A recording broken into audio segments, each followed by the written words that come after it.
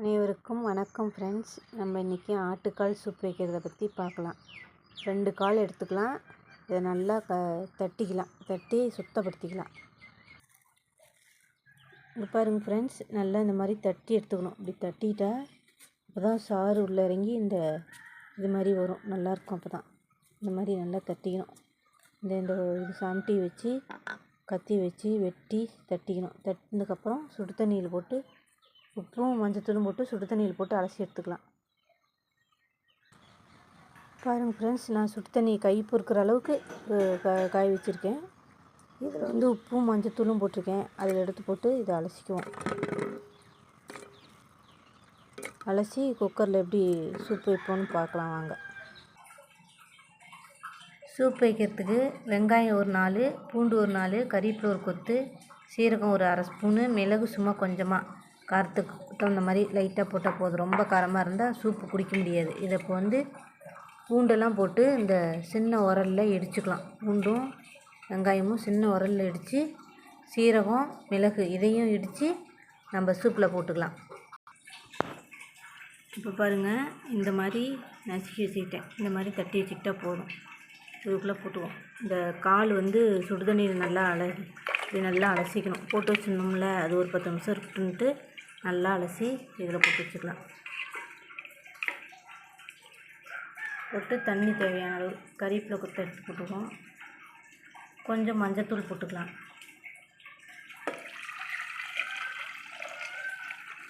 கால் முழுகிற அளவுக்கு இருந்தால் போதும். தண்ணி இந்த அளவுக்கு ஊற்றினா போதும்.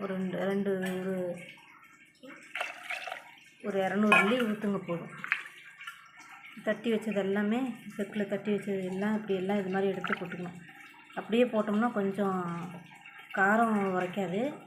கொஞ்சம் எல்லாம் தட்டி சீரகம் மிளகு எல்லாம் தட்டி போட்டோம்னா கொஞ்சம் நல்லாயிருக்கும், டேஸ்ட்டாக இருக்கும்.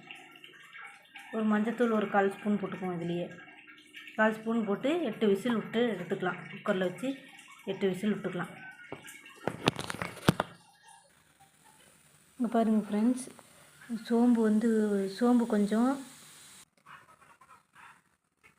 பட்டை சின்னதாக போட்டிருக்கேன், கிராம்பு ஒரு 2 போட்டிருக்கேன், தக்காளி 2, சோம்பு ஒரு ஸ்பூனு, வெங்காயம் ஒரு கையளவு போட்டிருக்கேன். வெங்காயம் ஒரு கையளவு போட்டிருக்கேன். இதெல்லாம் எண்ணெய் ஊற்றி எல்லாம் வணக்கி அரைச்சிக்கலாம்.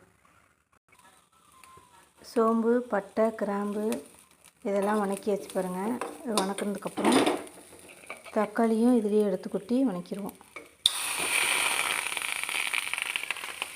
இது குழம்பு வைக்கிறதுக்கு கொஞ்சம் ஒரு நேரத்துக்கு ஆகிற மாதிரி குழம்பு வச்சுக்கலாம். நல்லாயிருக்கும், டேஸ்ட்டாக இருக்கும் குழம்பு.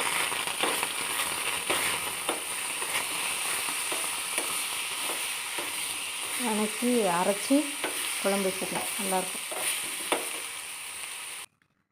8 விசில் விட்டாச்சு பாருங்கள் ஃப்ரெண்ட்ஸ்.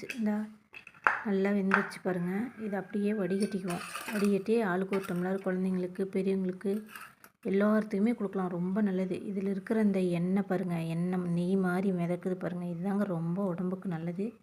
இது குடிக்கும்போது அவ்வளோ ஒரு சத்து. இது கறியாக சாப்பிட்லினா கூட இந்த மாதிரி சூப் வச்சு கொடுத்தோம்னா ரொம்ப நல்லது குழந்தைங்களுக்கெலாம். இதை வடிகட்டி ஆளுக்கு ஒரு டம்ளர் ஊற்றி குடிக்க சொல்லுவோம். ரொம்ப நல்லது. கடாயில் எண்ணெய் ஊற்றி கொஞ்சமாக பட்டு சோம்பு போட்டுங்க. எண்ணெய் நல்லா காஞ்சி போச்சு. பட்டு சோம்பு போட்டுங்க. பட்டு சோம்பு போட்டுனே கறிவேப்பிலையை போட்டுங்க. கறிவேப்பிலையை போட்டு இந்த ஆட்டுக்கால் நம்ம 2 கால் எடுத்து வச்சுக்கிறோம்ல, இதை இதில் கொட்டிக்கலாம்.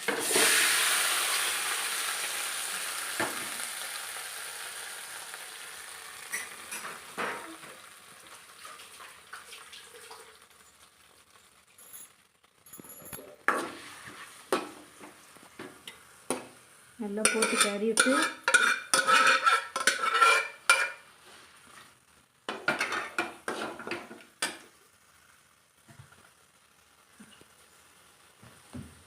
இது கூடயே கொஞ்சம் உப்பு போட்டுங்க.